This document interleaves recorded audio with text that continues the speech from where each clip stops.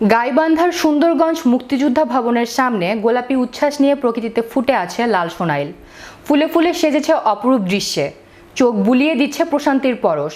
সুন্দরগঞ্জের সাহিত্য সংগঠক সুপ্রকাশ সাহিত্য সংসদের উপদেষ্টা ও বরিশাল বিশ্ববিদ্যালয়ের সহকারী অধ্যাপক সঞ্জয় সরকার বলেন, লালচে গোলাপি ও সাদার সংমিশ্রণ যুক্ত এই ফুলের গাছ সৌন্দর্য বর্ধনে অনেকে ব্যবহার করেন। গাছটির নাম লাল সোনাইল। নজর কাড়া এই ফুলটি সাধারণত গ্রীষ্মকালে ফোটে। ফুল ফোটা অব্যাহত থাকে বর্ষা পর্যন্ত। ফুলপ্রেমীরা বলেন, সুন্দরগঞ্জের মতো অবহেলিত জনপদে দুর্লভ কেশিয়া জাভানিকা বা লাল সোনাইল স্বস্তির সুবাতাস ছড়াচ্ছে।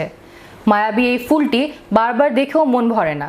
এই ফুলের সৌন্দর্য, অপরূপ রং বারবার কাছে টেনে নিয়ে যায়।